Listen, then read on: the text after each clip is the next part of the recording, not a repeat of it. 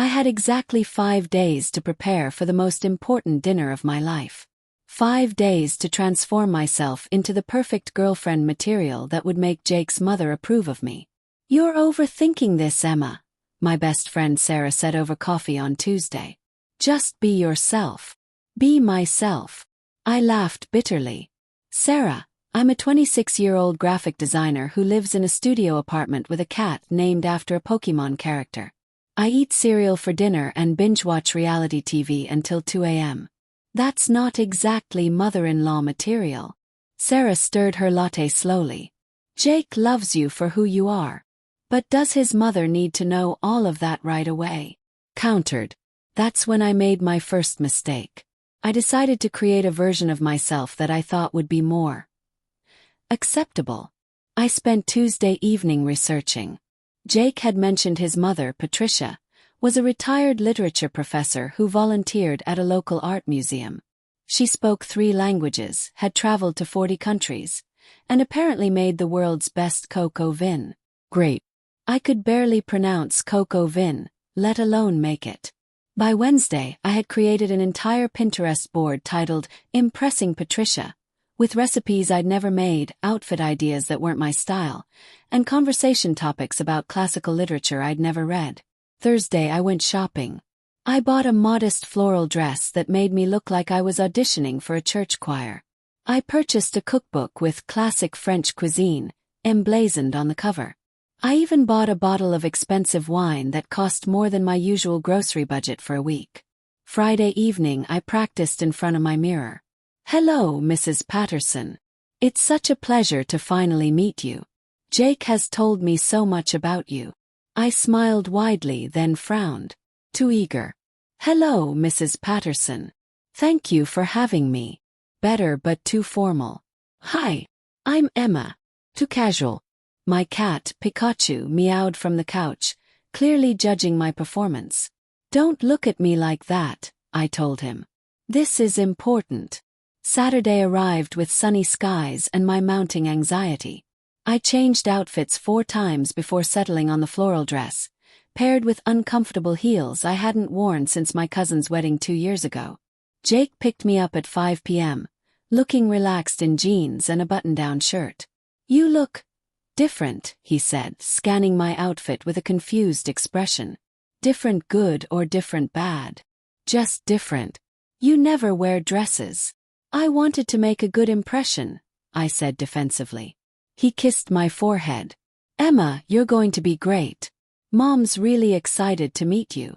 The drive to Patricia's house in the suburbs took 30 minutes. 30 minutes of me silently rehearsing conversation topics while Jake hummed along to the radio, completely at ease.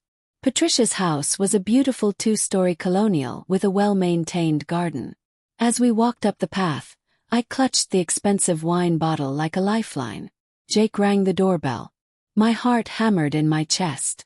The door opened, and I found myself face to face with Patricia Patterson. She was not what I expected.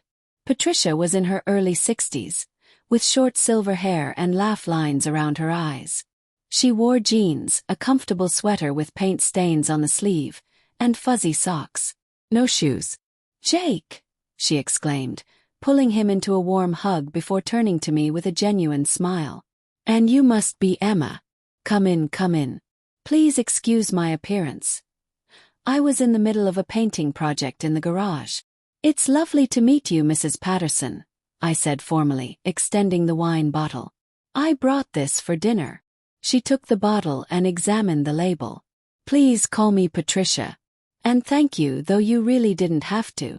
She looked at the French label and chuckled. "Chateau Margaux 2015. Emma, this must have cost a fortune. You're sweet, but next time just bring yourself." I felt my first wave of embarrassment. The wine had been too much. "Come on," Patricia said warmly, linking her arm through mine. "Let me give you the grand tour before we start cooking." "Cooking?" I repeated. "Yes. I hope Jake mentioned. I thought instead of me making dinner we could cook together. It's more fun that way, don't you think?" Jake gave me an apologetic look. "I meant to tell you." Patricia's kitchen was warm and inviting, with herbs growing in pots on the windowsill and copper pans hanging from a rack. On the counter sat ingredients for what I could only assume was the famous coq au vin. "I thought we'd make something simple," Patricia said, rolling up her sleeves. "Jake mentioned you like trying new recipes." Froze. "He did." "Yes, he said you're always experimenting in the kitchen." I shot Jake a confused look. I'd made him exactly 3 home-cooked meals in our entire relationship, and one of those had been scrambled eggs. I like to experiment," I said weakly. "Wonderful. Then you won't mind helping with the main course while I prep the salad." For the next hour, I fumbled my way through helping prepare coq au vin. I oversalted the chicken, nearly set the kitchen towel on fire, and at one point added cognac to the wrong pan. Patricia handled each disaster with grace and humor. "Don't worry, we can fix that," she'd say, or "happens to everyone." But I could feel my carefully constructed facade crumbling with each mistake. This wasn't the sophisticated, capable woman I'd wanted to present. This was the real me. The girl who lived on takeout and cereal, who didn't know a whisk from a ladle. Finally, as I was attempting to chop vegetables and doing a terrible job of it, Patricia gently took the knife from my hands. "Emma," she said softly, "can I ask you something?" "Of course. Why are you so nervous?" I felt tears prick my eyes. I wanted you to like me. I wanted to be good enough for Jake." Patricia set down the knife and turned to face me fully. "Good enough. Emma, do you want to know what Jake has told me about you?" I nodded, not trusting my voice. "He told me about the time you stayed up all night helping him prepare for his big presentation, even though you had your own deadline the next day. He told me about how you make him laugh with your terrible puns and your running commentary on reality TV shows. He told me about your kindness to strangers, your creativity, your authenticity." She smiled gently. "He never once mentioned that you could cook coq au vin or that you wore fancy dresses. He loves you for you, Emma. And from what I can see, you're wonderful exactly as you are." I couldn't hold it back anymore. The tears came, and with them the truth. "I'm not sophisticated," I admitted. "I don't read classical literature. I've never traveled to Europe. I live in a tiny apartment with a cat named after a Pokémon character. I eat cereal for dinner most nights, and I can barely cook anything more complicated than pasta. I wore this dress because I thought it's what you'd want to see. I bought that expensive wine because I was trying to impress you. But the truth is, I'm just me. Plain, ordinary Emma who somehow got lucky enough to meet your incredible son." Patricia listened to my confession in silence, and when I finished, she did something unexpected. She laughed. Not a mean laugh, but a warm, understanding one. "Emma, do you want to know a secret?" She moved closer conspiratorially. "I hate cooking coq au vin. I only suggested it because Jake told me you wanted to impress me with your culinary skills. I thought you were some kind of food enthusiast." I stared at her. "But Jake said." We both turned to look at Jake, who had been quietly watching from the doorway with an amused expression. "What did you do?" asked him. He had the decency to look sheepish. "I might have embellished a few things to both of you. Mom, Emma doesn't experiment with cooking. She experiments with graphic design. And Emma, Mom doesn't actually care if you can cook. She just wants to get to know you." Patricia shook her head, but she was smiling. "Jake Patterson, why would you do that?" "Because you were both so anxious about meeting each other. I thought if you had a shared activity, it would break the ice." "By lying to both of us?" I asked, though I was starting to see the humor in the situation. "By giving you something to bond over." Jake defended himself. "And look, it worked. You're talking now, aren't you?" Patricia and I exchanged glances, and suddenly we both burst out laughing. "He's impossible," Patricia said. "Absolutely impossible," I agreed. "But we love him anyway," Patricia added, winking at me. "All right," Patricia declared, wiping away tears of laughter. "New plan. Emma, what do you actually eat for dinner?" "Honestly," Tonight I was planning on having cereal and watching The Bachelor. Patricia grinned. Perfect. Jake, order us some pizza. Emma and I are going to open that ridiculously expensive wine, change into comfortable clothes, and watch whatever trashy TV she wants. The Coco Vin can wait for someone who actually cares about French cuisine. 20 minutes later, I was wearing a pair of Patricia's sweatpants and one of Jake's old college t-shirts. We were sprawled in the living room with pizza boxes on the coffee table, and my expensive wine poured into regular glasses. This is a much better dinner party, I said, taking a sip of wine. Agreed, Patricia said. Now, tell me about this cat named after a Pokémon character. And just like that, the pressure disappeared. I told Patricia about Pikachu, about my work as a graphic designer, about my questionable TV habits and my terrible cooking skills. She told me about her painting hobby, her secret love for reality TV. She was also a Bachelor fan. And her own disasters in the kitchen when she was younger. The first time I tried to impress Jake's father with my cooking, I gave everyone food poisoning, she confessed. We'd been dating for 4 months, and I made shrimp cocktail. Turned out the shrimp had gone bad. His entire family spent the night in the emergency room. Oh my God! Gasped. And he still married me. Patricia laughed. Because relationships aren't about being perfect. They're about being real. Jake sat between us, looking pleased with himself despite his earlier deception. I'm still mad at you for lying, I told him. I know. But admit it. This worked out pretty well. I couldn't argue with that. As the evening wore on and the pizza disappeared, Patricia grew more serious. Emma, can I ask you something personal? Of course. What are your intentions with my son? I appreciated her directness. I love him. I know it's only been 3 months, but I genuinely love him. He makes me laugh, he supports my work, and he sees me. The real me, and doesn't try to change anything about who I am. Patricia nodded thoughtfully. And what if I hadn't liked you tonight?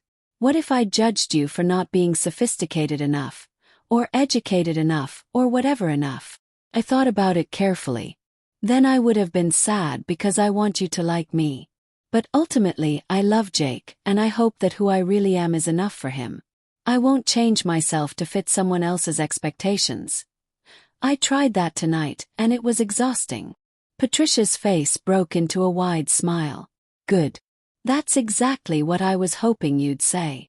She reached over and squeezed my hand. Emma, I don't need you to be sophisticated or well-traveled or able to cook French cuisine. I need you to be someone who knows their own worth and won't lose themselves in a relationship. Someone who will challenge my son, support him, and be his partner, not his accessory. I can do that, I said softly. I know you can. I could see it the moment you walked through that door, clutching that expensive wine like it was a shield. You were trying so hard to be what you thought I wanted, but you were terrible at it. I laughed. Thanks. No, that's a compliment. You're terrible at pretending to be someone else because you're so authentically yourself. That's rare, Emma. And that's exactly what Jake needs. It was past midnight when Jake started yawning. I should get Emma home, he said. Actually, Patricia interjected. Why don't you both stay? I have plenty of room and it's late. Emma, you can borrow some proper pajamas instead of those sweats. Staying over at Patricia's house felt like crossing another threshold in our relationship, but somehow it didn't feel scary anymore. Patricia set us up in separate bedrooms. I'm a cool mom, but I'm not that cool, she said with a wink, and gave me a pair of soft cotton pajamas. But before going to bed, Patricia knocked on my door. Come in, I called. She entered carrying 2 mugs of tea. I thought we could talk, just the 2 of us. Woman to woman. We sat cross-legged on the bed like teenagers at a sleepover. I want to tell you something about Jake, Patricia began. Something he probably hasn't mentioned. I sipped my tea, curious. Jake's father left us when he was 8. Just walked out one day and never came back. No explanation, no goodbye. It devastated Jake. For years, he struggled to trust people, to let them get close. My heart ached for the little boy Jake had been. When he was in college, He dated someone for 2 years. Sarah. She was beautiful, accomplished, from a wealthy family. Everything looked perfect on paper. What happened?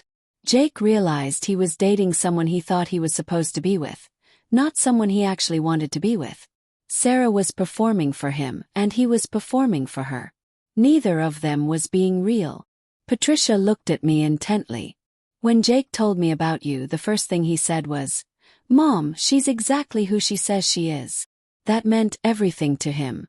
And watching you tonight, trying so hard to impress me and then giving up and just being yourself. That showed me you're the real deal. Thank you for telling me that, I said, feeling tears well up again. I have one request, Patricia said. Anything. Don't lose that authenticity. As your relationship grows, as you face challenges, as life gets complicated, stay true to who you are.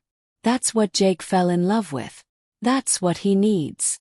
I promise, I whispered. Patricia hugged me tight. Welcome to the family, Emma. I woke up to the smell of coffee and the sound of laughter from downstairs. When I padded down to the kitchen in Patricia's borrowed pajamas, I found Jake and his mother making breakfast together. Real breakfast: eggs, bacon, toast. Nothing fancy. Good morning, Patricia called out cheerfully. Coffee, please. Jake wrapped an arm around me. How did you sleep? Better than I expected, actually. We ate breakfast together at the kitchen table, and it felt natural. Easy. Like I belonged there. So, Patricia said, buttering her toast, tell me more about this YouTube channel Jake mentioned. The one with the Pokemon named Cat. I laughed. I don't have a YouTube channel. No, but you should. Emma makes these hilarious graphic designs, Jake explained. She takes famous movie posters and reimagines them with cats. They're amazing. I want to see. Patricia insisted. I pulled up my Instagram on my phone, slightly embarrassed, and showed Patricia my hobby project. Ridiculous cat versions of famous art and movie posters. Emma, these are brilliant, Patricia exclaimed, scrolling through. Do you sell these? Oh no, it's just for fun. Well, you should. I know someone who runs a gallery downtown. They specialize in pop art and humor. I think they'd love these. Really? Really? In fact, let me text them right now. It was noon when Jake and I finally said goodbye to Patricia. We stood on her front porch, and she hugged me like we'd known each other for years, not just one evening. Thank you for being patient with me, I said. And for accepting me as I am. Thank you for making my son happy, she replied. And for reminding me that the best relationships are built on authenticity, not performance. Same time next month, Jake asked. Yes, but next time we're ordering Thai food and watching reality TV from the start, Patricia said firmly. No more Coke oven disasters. In the car, Jake took my hand. So, verdict. Your mom is incredible. She loved you. How do you know? Because she asked us to come back next month. She only does that with people she really likes. I leaned back in my seat, finally relaxing for the first time in days. You know what the funny thing is? What? I spent all week trying to become someone I thought your mom would approve of. But the moment I stopped trying and just became myself, that's when we actually connected. Jake squeezed my hand. That's what I've been trying to tell you all along. You're enough, Emma. You've always been enough. Patricia's gallery friend loved my cat art designs. I now have a small side business creating custom pet portraits in the style of famous artwork. It doesn't pay the bills, but it brings me joy. Patricia and I text regularly, usually sharing memes about The Bachelor or discussing new reality TV drama. She's become not just my boyfriend's mother, but my friend. Last week, Jake and I moved in together. On moving day, Patricia showed up with pizza, no cocoa vin in sight, and helped us unpack. You know what I realized? I told her as we set up my home office. What's that? When I met you, I thought I had to be perfect. But you taught me that the most perfect thing I can be is authentic. Patricia smiled. And you taught me something too. What? That sometimes the best things in life come not from careful planning, but from having the courage to be imperfectly, messily, beautifully yourself. She was right. Meeting Jake's mother had changed everything. Not because I became someone new, but because I learned to embrace who I already was. And that, it turns out, was exactly enough.